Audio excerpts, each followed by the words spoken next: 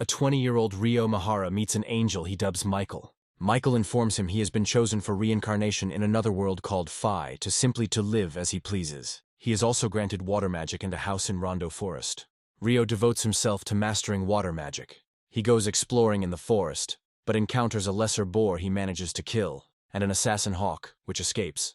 As months pass, Ryo begins to master water magic and encounter deadlier monsters.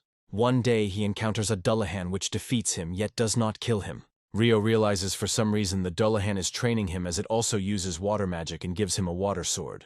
The assassin hawk returns, having evolved into a stronger form to get revenge. Ryo kills it but is grateful the hawk helped him grow stronger. Soon after the red dragon, Lewin appears. Impressed, Ryo killed the hawk.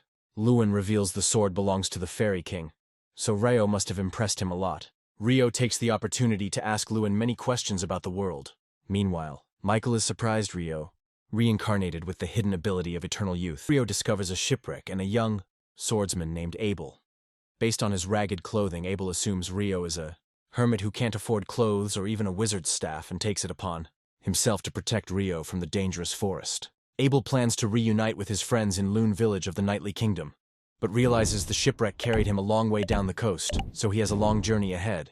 Ryo agrees to accompany Abel as his guide. Before leaving, Ryo says goodbye to the Dullahan who gives him robes of a water magician.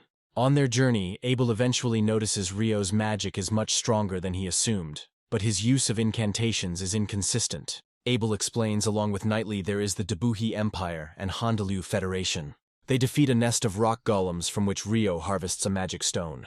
Abel reveals this world contains even stranger monsters, dungeons, elves and dwarves. As they approach the mountains separating them from human lands, they encounter a griffon, which luckily leaves peacefully. But Abel is shaken since monsters like griffons haven't been seen in centuries.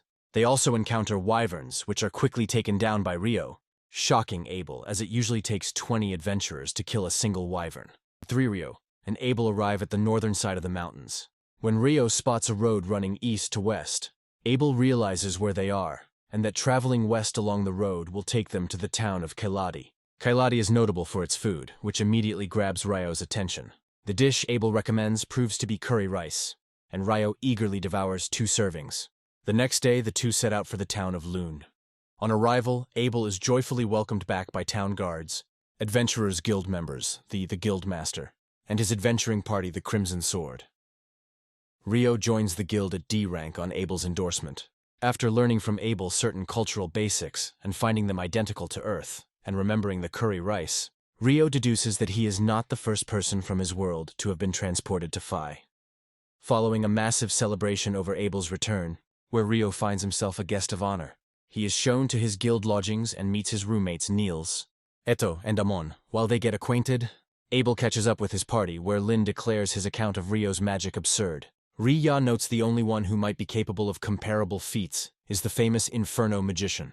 Following the last session of the guild's introductory dungeoneering course, Ryo and Amon enter the first layer of the dungeon with their instructor and classmates. Along the way, the instructor explains the function of the double walls surrounding the dungeon and the normal procedures for entering.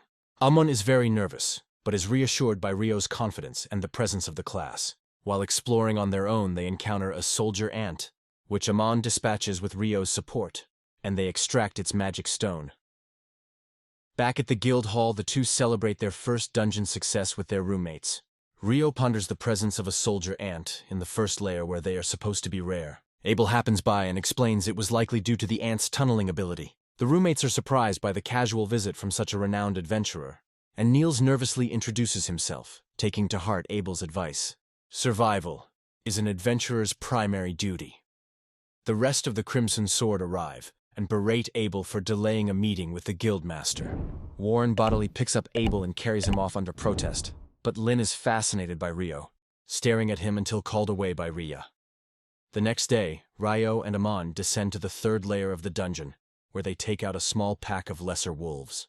Ryo provides just enough support to keep Amon safe, allowing him to deal most of the finishing blows. While Amon rests, they discuss his combat style. Ryo observes that it's similar to Abel's, safe but exhausting, and he suggests Abel take up running to build his stamina. Having heard that even a genius like Abel still practices his sword forms daily, Amon enthusiastically promises to work just as hard. A few mornings later, Ryo heads to the library to begin his studies in alchemy.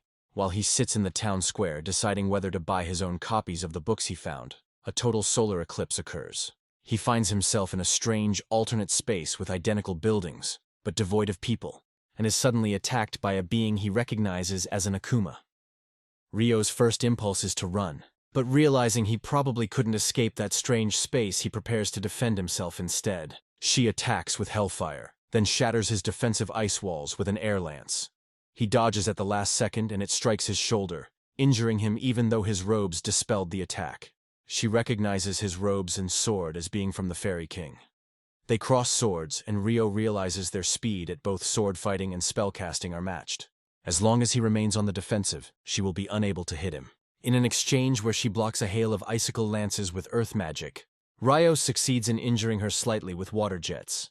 He seizes the initiative and attacks with his blade through her earth wall, but when he sees how quickly she heals, his surprise allows her to hurl him at a building. His counterattack of scalding rain forces her to pure defense. Having fought to a draw and with the eclipse nearly over, she introduces herself as Leonore Uraka Albuquerque and describes the strange space as a special case of a cloister over which she has no control. She ends by threatening further encounters just as the sun returns and she vanishes. Ryo finds himself back in the normal town square, shaken, exhausted, and a little hurt, but alive.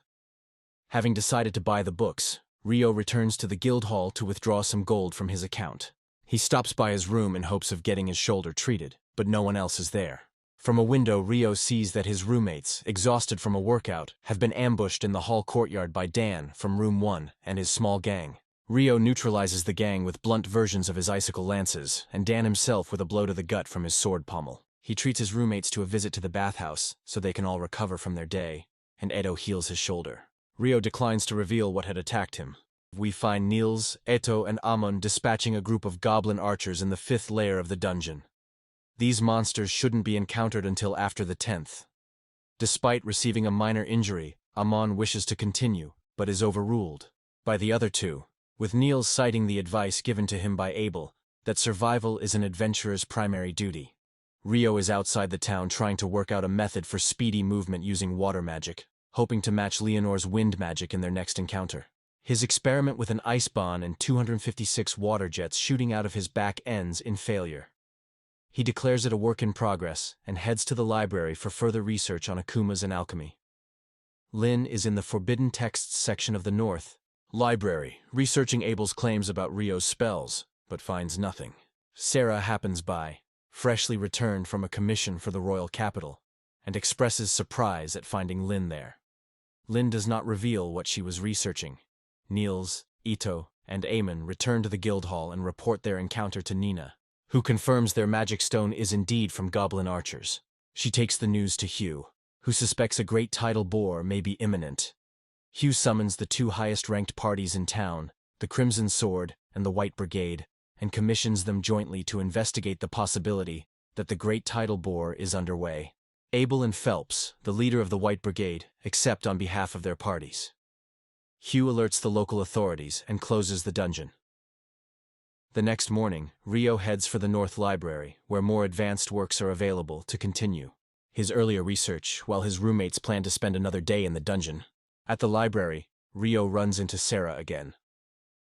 Meanwhile, the Crimson Sword and White Brigade have arrived at the dungeon entrance with Hugh. They are about to enter when Abel senses something is amiss and asks Lin to use the wind spell probe on the 1st layer. She discovers hundreds of monsters just inside. Hugh immediately pulls everyone back and has word sent to the guild and corps of knights. Niels, Ato, and Eamon have just found the notice that the dungeon is closed when a runner arrives calling all adventurers to defend against the great tidal boar. Back at the library, Ryo is as speechless as he was during his first encounter with Sarah, but eventually remembers to introduce himself. She offers to help him find the books he's looking for. He decides not to tell her about the Akuma, but expresses his ambition to one day constrict a golem, and she shows him to the right books on alchemy. Sarah reveals she is the sole member of her adventuring party Wind, and describes herself as an oddball among elves for preferring the town to life in the forest. The two spend the rest of the day happily going through books together. Adventurers and knights are positioned atop the inner wall surrounding the dungeon, and the portcullises guarding the access tunnel are closed. They don't have long to wait before the dungeon doors are forced open, and a host of goblins emerges. Magicians of all ranks join the assault, and all healers tend to the wounded. Those without magic attack with archery, while lower-ranked adventurers provide logistical support. Hugh notes there were nowhere near this many enemies during the last title boar. The defenders run low on ammunition, but arrows are requisitioned from all vendors in town. Hugh sends word to Abel by way of Niels that stronger enemies should be expected behind the fodder, and that the Crimson Sword will be taking them on. Late in the day, most of the weaker goblins have been killed. Hugh sends the Crimson Sword and White Brigade down the wall. 3 goblin generals emerge, much larger and stronger than the rest.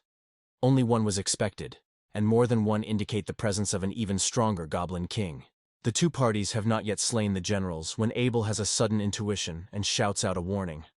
They barely have time to guard themselves when a powerful air slash shatters the dungeon doorway and slaughters the goblin generals in its path. The Goblin King appears. Phelps and Abel engage it hand to hand. Phelps is surprised to find his magic spear glances off the Goblin King's armor, and Abel cannot penetrate its shield. Abel avoids another wind slash with sword skill. Perfect shadow. Lynn emerges from behind Warren's shield to cast Wind Magic's most powerful attack, Bullet Rain, having completed its lengthy incantation. The Goblin King is defeated, and the great title boar is over. Phelps is impressed by the Crimson Sword's teamwork. Rio and Sarah leave the library and part in good spirits. Deep in the dungeon, a lightless black gateway awaits.